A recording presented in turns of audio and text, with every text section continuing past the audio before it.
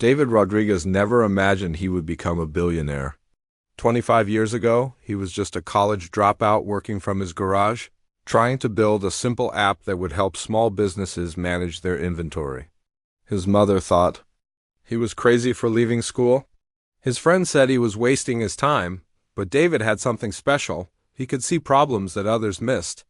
While big companies were focused on complicated software that cost thousands of dollars, David built something simple that any shop owner could use.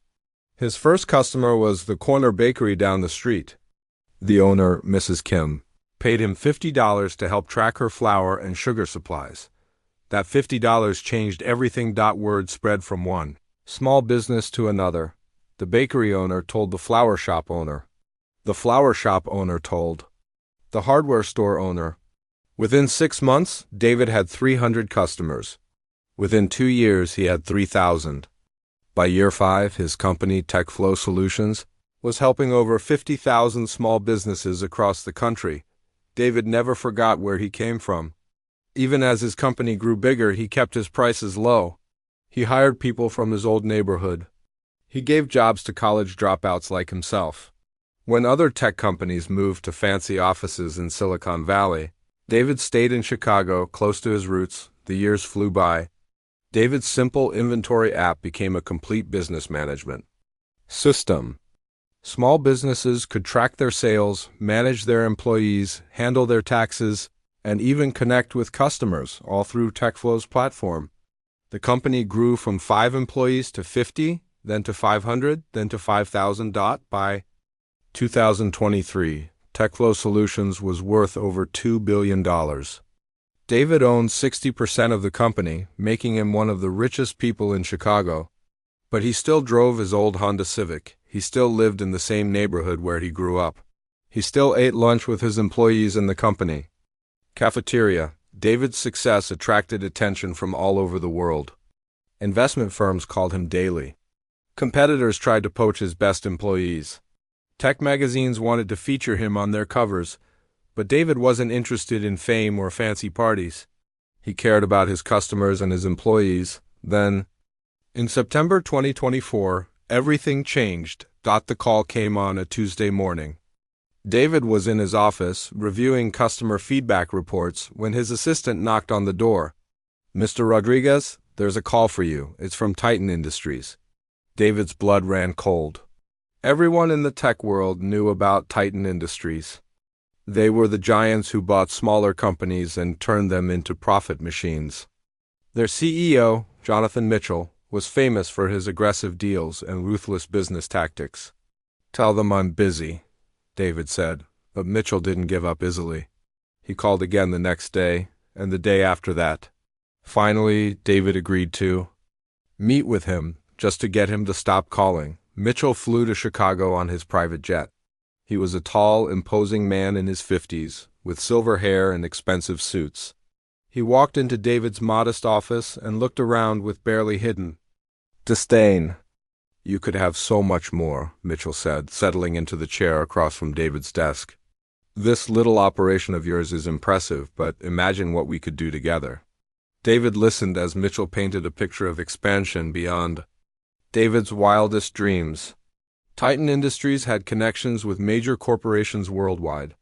They could take TechFlow's simple platform and scale it to serve millions of businesses, not just thousands. "We're talking about a $3 billion acquisition," Mitchell said, sliding a folder across the desk. "You'd walk away with nearly $2 billion personally. Your employees would get stock options. Your customers would get better service. Everyone wins." David opened the folder. The numbers were staggering, more money than he had ever dreamed of. More money than his children's children could ever spend. "I need to think about it," David said. Mitchell smiled. "Of course. But don't think too long. Opportunities like this don't come around often." Over the next few weeks, Mitchell's team of lawyers and accountants descended on TechFlow's offices. They called it due diligence, a fancy term for checking every detail of the company's finances and operations. They interviewed key employees, analyzed customer data, and studied every contract and agreement. The more they dug, the more excited they became. TechFlow was even more valuable than they had initially thought. The customer base was loyal and growing. The technology was solid and scalable. The employees were skilled and dedicated. Mitchell increased his offer to $3.2 billion. David's board of directors was unanimous. "This is the chance of a lifetime," said his chief financial officer, Linda Shun. "We'd be crazy not to take it." "Think about your employees," added his head of operations, Robert Kim. "They've been with you for years. This deal would make them all rich." Even David's mother, now in her 70s, urged him to accept. "Mio, you've worked so hard for so long. It's time to enjoy life." But something nagged at David. He had built TechFlow to help small businesses, not to make himself rich. His customers trusted him because he understood their struggles. His employees believed in the company's mission because it was real and meaningful. Would Titan Industries care about the corner bakery that had been his first customer? Would they keep prices low for the flower shop owners and hardware store owners who depended on TechFlow's services? David spent sleepless nights walking through his neighborhood, past the businesses he had helped over the years. He saw the TechFlow Solutions stickers on their windows and wondered what would happen to them after the deal. Mitchell grew impatient. "Business is about making money, not making friends," he said during one of their meetings. "Your customers will adapt, your employees will benefit, and you'll be set for life." The pressure mounted from all sides. The lawyers had prepared mountains of paperwork. The accountants had verified every number.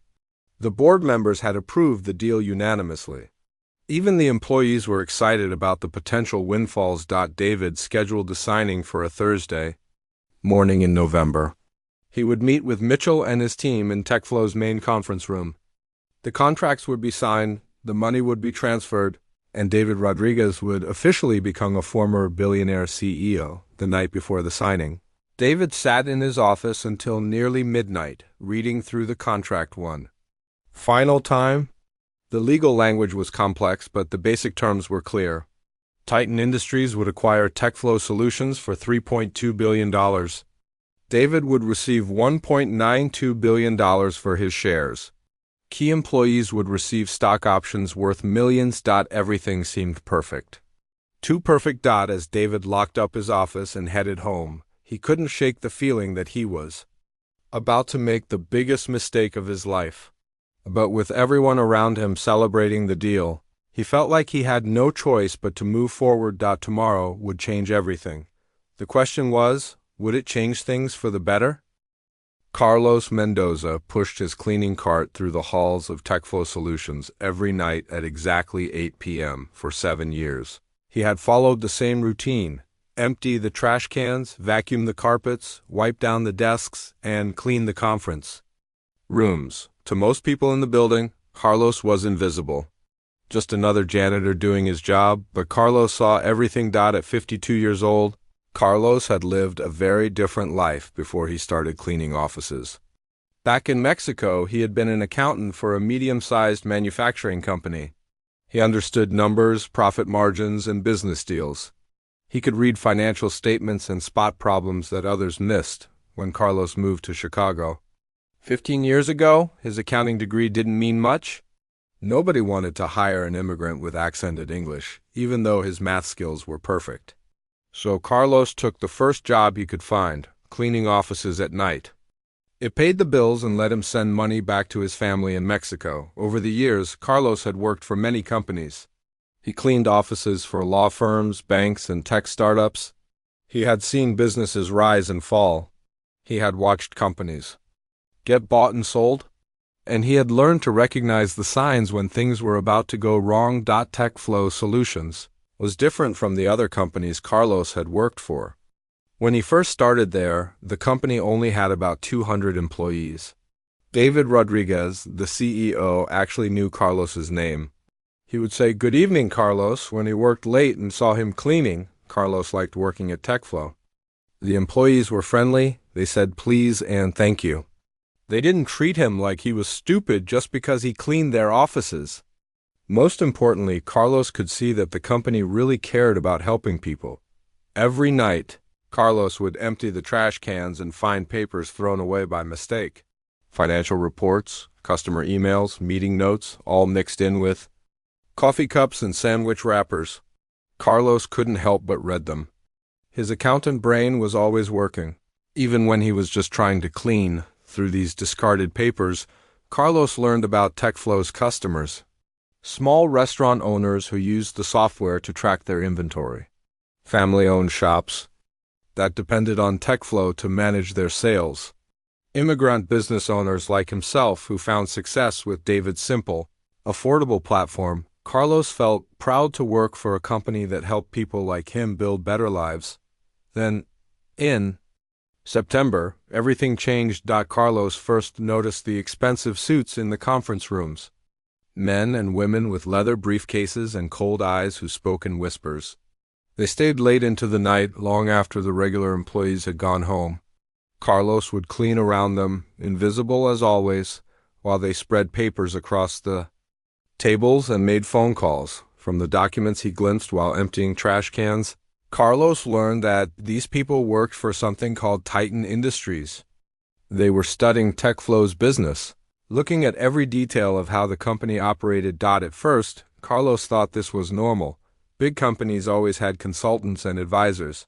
But as the weeks passed, Carlos started to recognize a pattern. He had seen this before at other companies where he had worked: the expensive suits, the late-night meetings, the careful study of customer lists and financial records.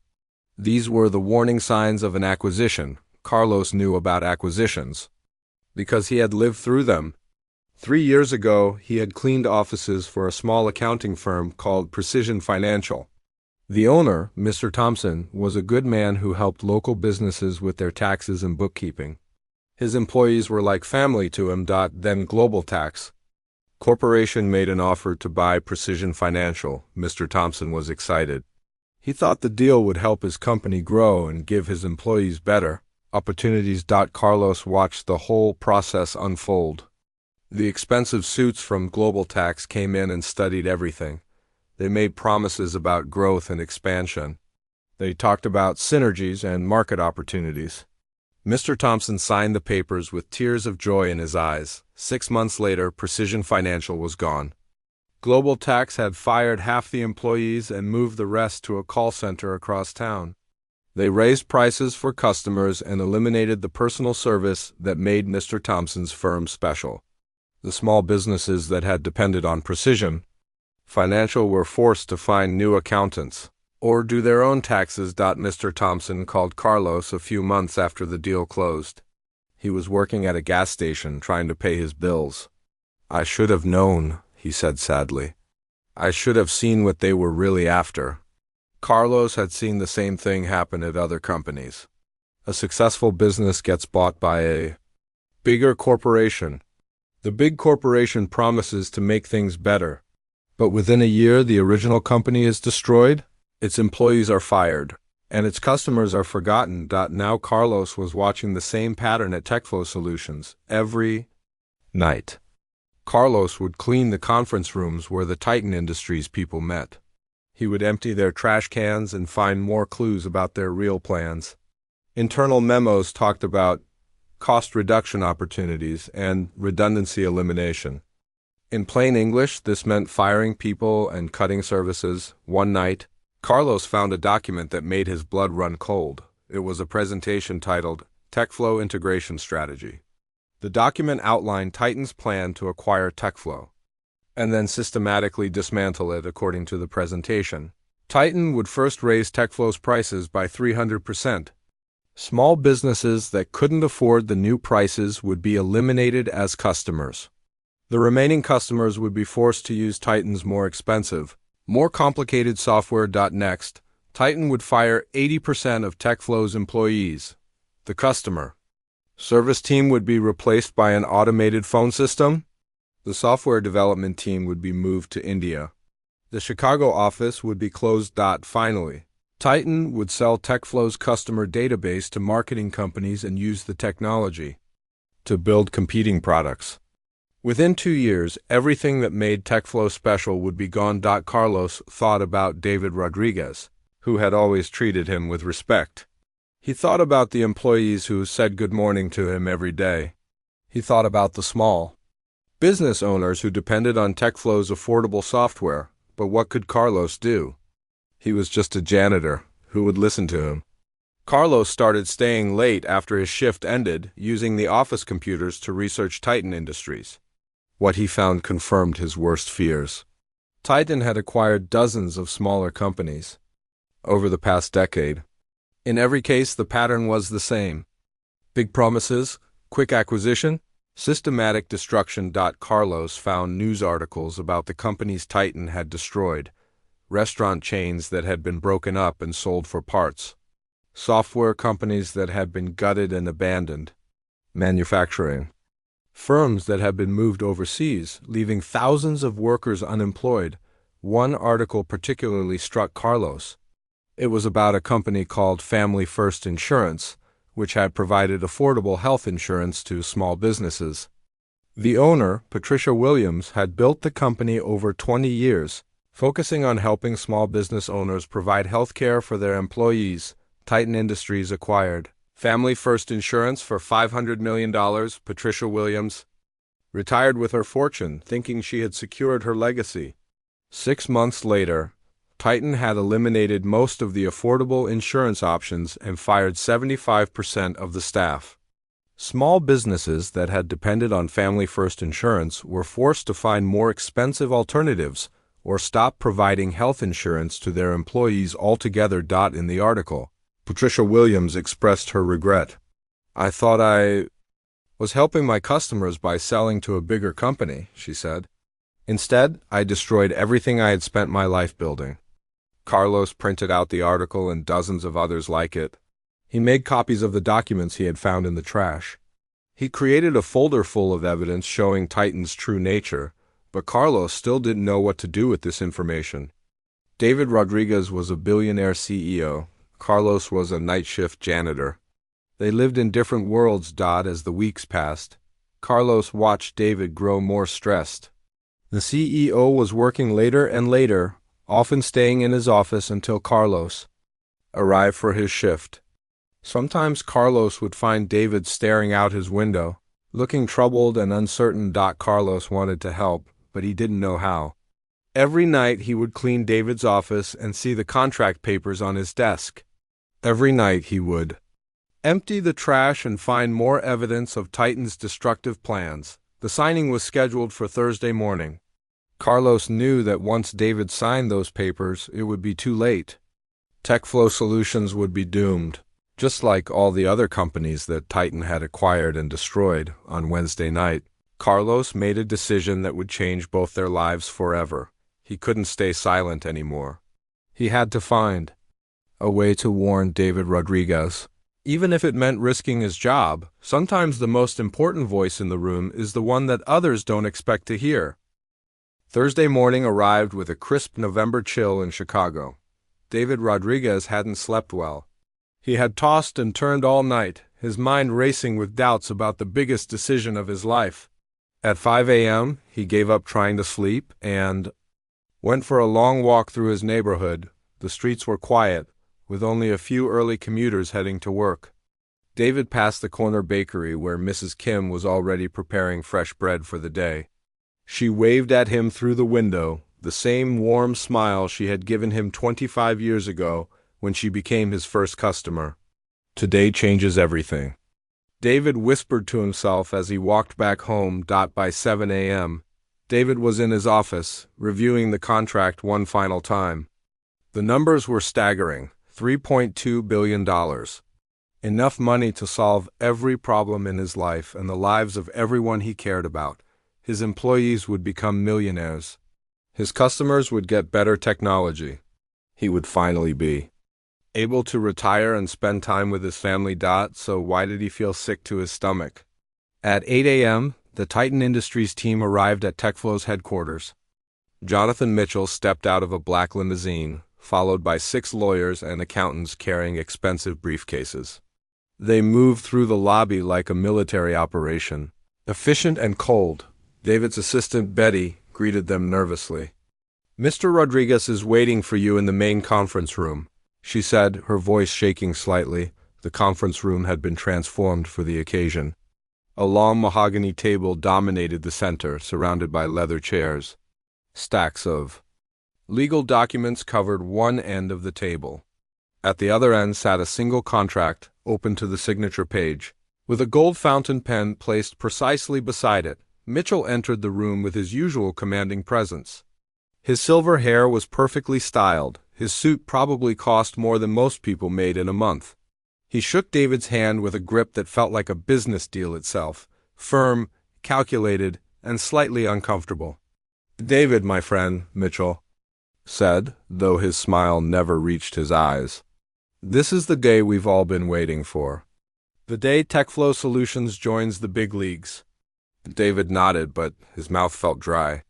Around the table, Mitchell's team of lawyers and accountants spread out their papers like they were preparing for battle. Each document had been reviewed dozens of times. Every number had been verified. Every legal detail had been examined. "Before we begin," Mitchell continued, "I want you to know how excited we are about this partnership.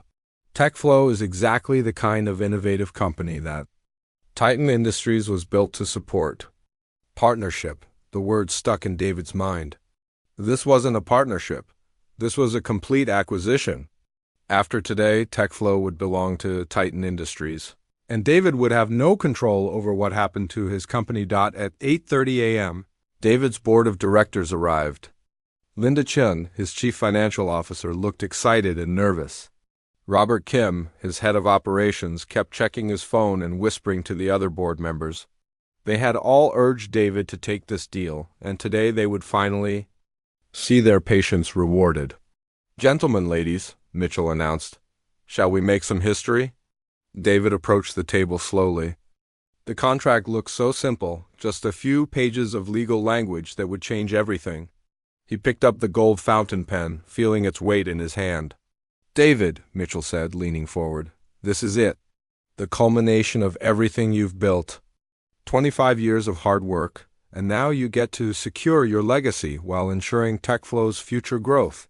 Future growth. David wondered what that really meant.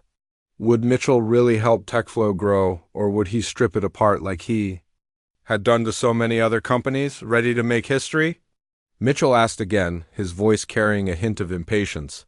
David lifted the pen toward the signature line. Around the table, everyone held their breath. The lawyers stopped shuffling papers. The board members leaned forward in their chairs. Mitchell's smile grew wider. Just as David was about to sign his name, the conference room door opened quietly. Carlos Mendoza entered with his cleaning cart, just as he did every morning at this time.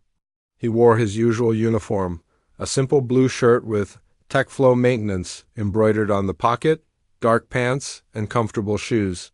His graying hair was neatly combed, and his weathered hands gripped the handle of his cart. Nobody paid attention to him at first. Carlos was just part of the background, invisible as always. The lawyers glanced at him briefly, then returned to their documents. The board members ignored him completely. Even Mitchell barely noticed the janitor who had entered the room, but Carlos wasn't invisible to David. In the 7 years they had worked in the same building, David had always made an effort to acknowledge Carlos. He knew Carlos worked hard to support his family.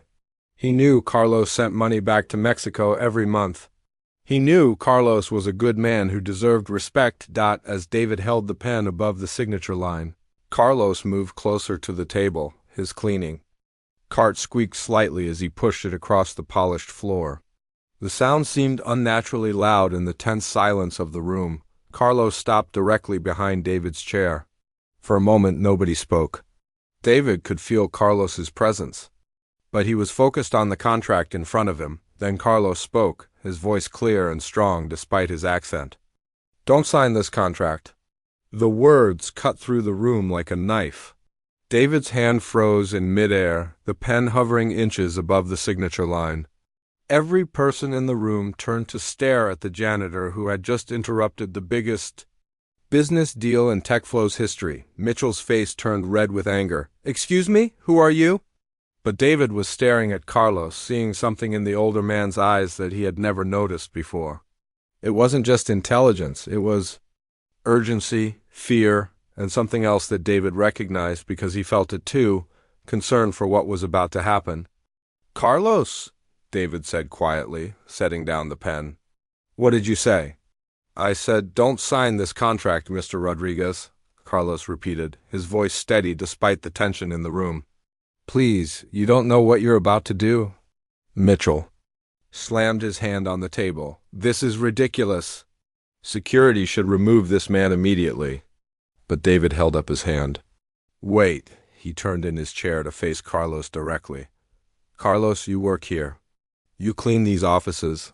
How do you know anything about this contract?" Carlos took a deep breath. He knew this moment would either save TechFlow or cost him his job, maybe both.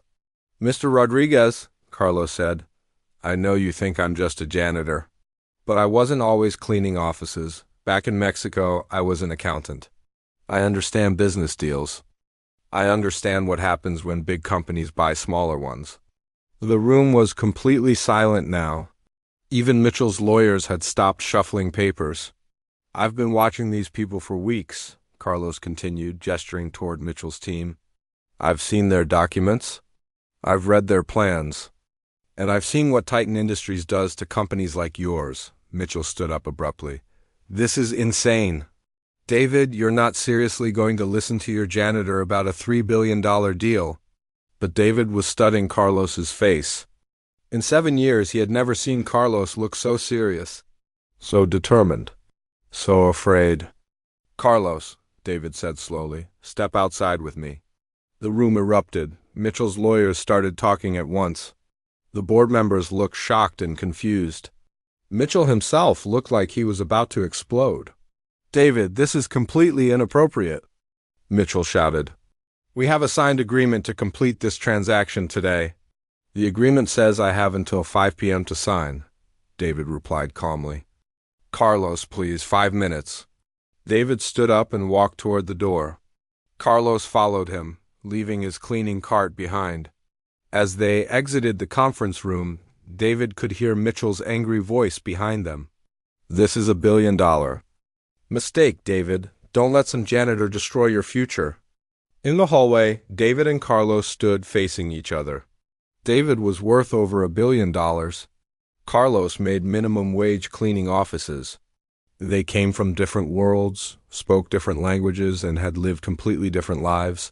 But in that moment, they were just two men who cared about the same thing, protecting something that mattered. "Carlos," David said quietly, "tell me what you know." Carlos reached into his pocket and pulled out a worn notebook filled with handwritten notes and photocopied documents. His hands were shaking slightly as he opened it. "Mr. Rodriguez," Carlos said, "I've been doing this job for 15 years. I've worked for companies that got bought by bigger corporations. I've watched good businesses get destroyed by people like Mr. Mitchell." David took the notebook and began reading. What he saw made his blood run cold. Carlos had documented everything. Titan Industries' history of acquisitions, their pattern of raising prices and firing employees, their strategy of destroying smaller companies and selling the pieces.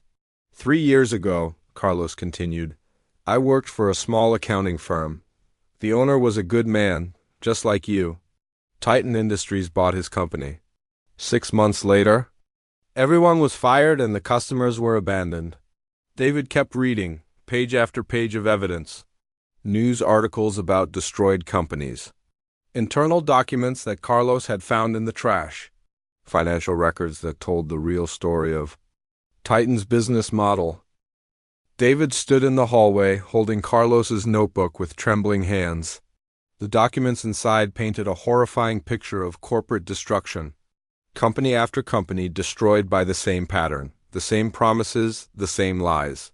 "Carlos," David said, his voice barely above a whisper, "why didn't you tell me this before?" Carlos looked down at his worn shoes. "Mr. Rodriguez, I'm just a janitor. Who would believe me? I tried to find the right time, but every day I saw you getting more excited about the deal. Everyone around you was celebrating. I thought maybe I was wrong." But you weren't wrong," David said, flipping through more pages of evidence. "No, sir, I wasn't wrong. And I couldn't watch you destroy everything you built. Too many people depend on you. David's mind raced as he read Carlos's careful handwriting. The janitor had spent months researching Titan Industries, staying after his shift to use the office computers. He had found news articles dating back 10 years, documenting a clear pattern of acquisition and destruction. Restaurant chain Express, acquired for $800 million, broken up and sold within 18 months. 3,000 employees lost their jobs. Software Plus Solutions, bought for $400 million, technology stripped and moved overseas. The founder, Thomas Wright, later said in an interview, "I thought I was securing my employees' futures. Instead, I signed their pink slips." Family Tech Industries, acquired for $2 billion, customer base sold to competitors, offices closed permanently. The local newspaper ran a story titled, "How 500 Families Lost Their Livelihoods in One Day." The evidence was overwhelming. But what shocked David most was the level of detail in Carlos's research. Financial projections, employee retention rates, customer satisfaction scores, all meticulously documented by a man who cleaned offices for minimum wage. "Carlos," David said, "this research is incredible. You understand these business patterns better than most consultants I've hired." Carlos's face flushed. "I wasn't always cleaning offices, Mr. Rodriguez. In Mexico, I was an accountant for 15 years. I had my own small practice. I helped local businesses with their taxes and financial planning. What happened? My wife got sick. Cancer. The medical bills were enormous, even in Mexico. I had to close my practice to take care of her. After she died, I came to America to start over. But my Mexican accounting degree doesn't mean much here. So I took the first job I could find." David felt a wave of emotion wash over him. Here was a man who had lost everything, his career, his wife, his country, and yet he was risking his job to save David's company. "Carlos, I'm so sorry. I had no idea." "It's okay, Mr. Rodriguez. I found a new purpose here. I like working for TechFlow because I can see that you really care about helping people. Small business owners like I used to be. People who need simple, affordable solutions." David looked back at the notebook. One article caught his attention. It was about a company called Heritage Foods, a family-owned grocery chain that had served rural communities for 40 years. The owner, Patricia Johnson, had built the company from a single store into a network of 50 locations across 3 states. Titan Industries had acquired Heritage Foods for $200 million, promising to modernize the stores and expand into new markets. Within 6 months, they had closed 30 locations in small towns, firing 1,200 employees and leaving entire communities without grocery stores. People had to drive 50 miles to buy groceries, Carlos had written in the margin. Some elderly people couldn't drive that far. They had to depend on relatives or go hungry. David's blood ran cold. "Carlos, show me the document about TechFlow that you found." Carlos flipped to a page near the back of the notebook. It was a photocopy of an internal Titan Industries presentation titled TechFlow Acquisition Strategy, Phase 1 Implementation. David read in horror as the document outlined Titan's real plans for his company, month 1 to 3, raise prices by 200 to 300% to optimize revenue per customer. Month 4 to 6, eliminate customer service department, replace with automated system. Month 7 to 9, terminate 75% of development staff, move remaining operations to overseas facility. Month 10 to 12, close Chicago headquarters, sell customer database to marketing firms. The document estimated that these changes would increase profit margins by 400% while reducing operational costs by 80%. It also acknowledged that 90% of current customers would be unable to afford the new pricing structure. "They're planning to destroy everything," David said, his voice shaking with anger. "Yes, Mr. Rodriguez, they don't care about your customers or your employees. They just want to squeeze every dollar out of your company before they throw it away."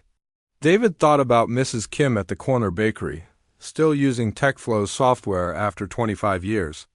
He thought about the thousands of small business owners who depended on affordable technology to manage their operations. He thought about his employees who had worked so hard to build something meaningful. "I have to go back in there," David said. "What will you tell them?" "The truth." David and Carlos walked back toward the conference room. Through the glass windows, David could see Mitchell pacing angrily while his lawyers checked their phones. The board members looked nervous and confused. As they entered the room, Mitchell spun around. "Finally. David, I don't know what this man told you, but we need to complete this transaction today. My investors are expecting—" "Jonathan," David interrupted, "I need to ask you some questions." Mitchell's face darkened. "Questions? We've been through months of due diligence. What questions could you possibly have now?" David sat down at the table, Carlos's notebook open in front of him. "Tell me about restaurant chain Express." The room fell silent. Mitchell's lawyers exchanged glances. One of them, a woman with short gray hair, cleared her throat nervously. "I'm not sure what you're referring to," Mitchell said carefully. "Restaurant chain Express? You acquired them in 2019 for $800 million. What happened to that company?" Mitchell's jaw tightened. "That was a completely different situation. Market conditions changed. We had to make difficult decisions. Difficult decisions like firing 3,000 employees? Business is about making tough choices, David. Sometimes you have to cut costs to remain competitive." David flipped to another page in Carlos's notebook. "What about Software Plus Solutions? You bought them for $400 million in 2021. Where are they now?" Mitchell's face was getting redder. "Look, David, I don't know what conspiracy theories this janitor has been filling your head with, but these aren't conspiracy theories," David said, holding up a newspaper clipping. "This is from the Chicago Tribune. Titan Industries closes Software Plus, 500 jobs lost. The article quotes the founder saying you promised to preserve jobs and grow the company." Mitchell slammed his hand on the table. "Business evolves, David. Companies change. That's how the market works. Is that what you plan to do to TechFlow? Evolve us out of existence? Of course not. TechFlow is different. We see tremendous growth potential at 300% higher prices." David interrupted, reading from Carlos's notebook. "Growth potential with 75% fewer employees?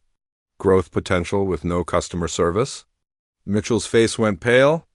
"I don't know where you got those numbers, but I got them from your own internal documents. The ones your team threw away after their meetings." David's board members were staring at him in shock. Linda Chen, his CFO, looked like she was about to be sick. Robert Kim was reading over David's shoulder, his face growing more horrified with each page. "This is all taken out of context," Mitchell said desperately. "Those were just preliminary discussions, worst-case scenarios. We would never actually implement. You implemented them at every other company you've acquired," David said.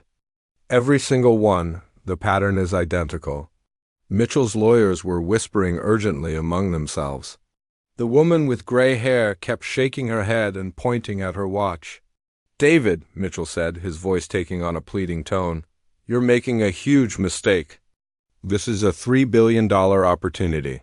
You'll never see another deal like this." "You're right," David said, standing up. "I'll never see another deal like this, because I'm not interested in deals that destroy people's lives." David walked over to the contract and picked up the gold fountain pen. For a moment, Mitchell's face lit up with hope. Then David put the pen in his pocket. "The deal is off," David announced. "TechFlow Solutions is not for sale," the room erupted in chaos. Mitchell's lawyers started shouting about breach of contract. The board members looked stunned. Mitchell himself turned purple with rage. "You're making the biggest mistake of your life," Mitchell screamed. "You'll regret this." "I'll make sure you regret this. Maybe," David said calmly. "But at least I'll be able to look at myself in the mirror tomorrow morning." Mitchell and his team stormed out of the conference room, slamming the door behind them. David's board members sat in stunned silence, trying to process what had just happened. In the corner of the room, Carlos quietly retrieved his cleaning cart. He had done what he came to do. He had saved TechFlow Solutions, even though it might cost him his job. As Carlos headed toward the door, David called out to him. Carlos, wait, we need to talk. Carlos turned around, expecting to be fired. Instead, he saw David smiling for the first time in weeks. I think, David said, we need to discuss your future at this company, and I don't think it involves cleaning offices. The silence in the conference room was deafening after Mitchell and his team stormed out. David stood at the window, watching their black limousines disappear down the street. His hands were still shaking from the confrontation, but for the first time in weeks, he felt like he could breathe again. His board members sat around the table in stunned silence. Linda Chun, his CFO, was the first to speak. David, she said quietly, do you realize what you just did? That was $3 billion. $3 billion. I know exactly what I did, David replied without turning around. I saved our company. Robert Kim, his head of operations, shook his head in disbelief. But the money, David, the stock options for employees, the growth opportunities. How do we explain this to everyone? David finally turned to face his board. We explain it by telling the truth. We were about to sell our company to people who wanted to destroy it. Over the next hour, David showed his board members everything in Carlos's notebook. The evidence was overwhelming. Company after company, destroyed by the same pattern of lies and broken promises. By the end of the meeting, even the most money-focused board members understood why David had walked away. But Carlos had quietly slipped out during the chaos. David found him in the maintenance closet, packing his cleaning supplies into a cardboard box. Carlos, what are you doing? Carlos looked up with sad eyes. I'm sorry, Mr. Rodriguez. I know I caused trouble for you today. I'll find another job. Please don't fire the other janitors because of what I did. David was shocked. Fire you? Carlos, you just saved my company. Why would I fire you? Because I'm just a janitor who stuck his nose where it didn't belong. I embarrassed you in front of important people. David sat down on a plastic chair next to Carlos. Carlos, you're not just a janitor. You never were. You're the smartest financial analyst I've ever met. And you have something that most business consultants don't have. What's that? A conscience. David paused, choosing his words carefully. Carlos, how would you feel about becoming TechFlow's Chief Financial Advisor? I need someone who understands business, but also understands what we're really trying to accomplish here. Carlos's eyes widened. Mr. Rodriguez, I don't have the right degrees. My English isn't perfect. People won't respect me. Your English is fine. And as for respect, you just earned more of my respect in one morning than most people earn in a lifetime. Besides, you already have a degree in accounting. That's more qualification than half the consultants I've hired over the years. 3 months later, Carlos Mendoza was working in an office on the same floor as David, helping TechFlow make better business decisions. He still insisted on wearing simple clothes and eating lunch in the employee cafeteria. But now he was analyzing potential partnerships and investment opportunities, making sure TechFlow never again came close to making a deal that would hurt its customers or employees. The transition wasn't easy. Some employees were shocked to see their former janitor sitting in business meetings. A few board members grumbled about David's unconventional decision, but Carlos's financial insights proved invaluable. He spotted problems that others missed and asked questions that nobody else thought to ask. More importantly, Carlos understood TechFlow's mission in a way that expensive consultants never could. He had lived the life of the small business owners who used their software. He knew what it meant to struggle, to work multiple jobs, to send money home to family members who depended on you. Meanwhile, David focused on rebuilding TechFlow's culture and vision. The stress of nearly selling the company had shown him how far he had drifted from his original mission. He started visiting customers again, talking to small business owners about their challenges and needs. The corner bakery was his first stop. Mrs. Kim welcomed him with the same warm smile she had given him 25 years earlier. Mr. David, she said, I heard you almost sold your company. I was worried about what would happen to us small businesses. You don't have to worry about that anymore, Mrs. Kim. TechFlow isn't going anywhere. Over the following months, David and his team launched new features specifically designed for small businesses. They kept prices low and customer service personal. They hired more employees instead of fewer, many of them from the local community. The financial results were remarkable. Without the pressure to prepare for a sale, TechFlow's team could focus on innovation and customer satisfaction. Revenue grew by 40% in the first year after David walked away from the Titan deal. Customer satisfaction scores reached all-time highs, but the real victory came 18 months later, when David received a phone call that changed everything. "Mr. Rodriguez, this is Patricia Williams from Family First Insurance. You don't know me, but I read about your company in a business magazine. I wanted to thank you." David was confused. "Thank me for what?" "For not selling to Titan Industries.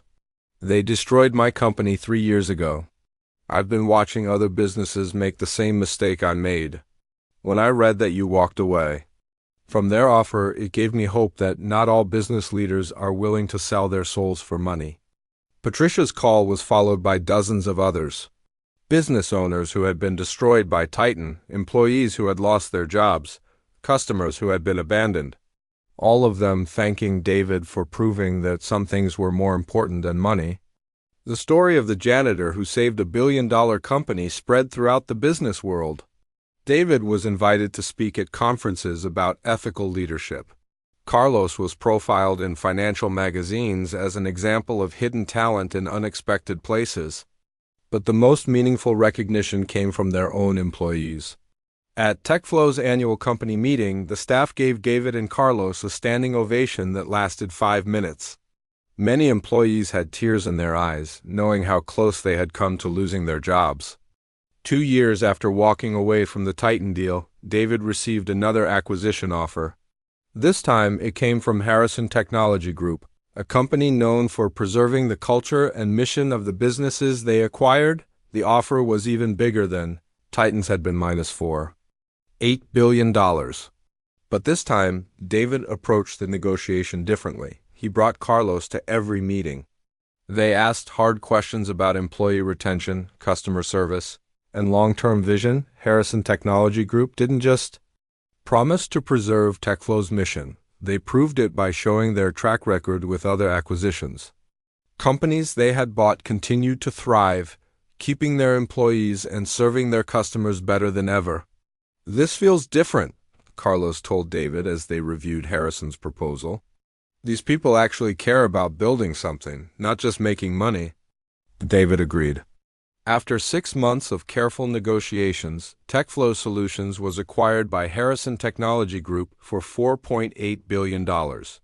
But this time, the deal included guarantees for employee retention, customer service standards, and community investment. David received $2.9 billion for his shares, making him one of the richest people in Chicago. But he didn't buy a mansion or a yacht. Instead, he started a foundation to help small businesses grow and succeed. Carlos received a promotion to Chief Financial Officer of the combined companies, overseeing acquisitions and ensuring that Harrison Technology Group maintained its ethical standards. His first major decision was to create a program that gave business loans to immigrant entrepreneurs who couldn't get traditional bank financing. On the day the deal was finalized, David and Carlos stood in the same conference room where they had first worked together to stop the Titan acquisition. The room looked exactly the same, but everything had changed. "You know," David said, "if you hadn't spoken up that day, none of this would have happened. TechFlow would be gone. Our employees would be unemployed. Our customers would be struggling with expensive software they couldn't afford." Carlos smiled. "Mr. Rodriguez, you taught me something important that day, too." "What's that?" "That sometimes the most important thing a person can do is listen to a voice that others choose to ignore." David laughed. "I think we both learned that lesson." Years later, when business students study the story of TechFlow Solutions, they learn about more than just financial strategy and corporate acquisitions. They learn about the power of standing up for your values, even when it costs you money. They learn about finding wisdom in unexpected places. And they learn that sometimes the janitor in the corner knows more about your business than the consultants in expensive suits. But most importantly, they learn that success isn't just about making money.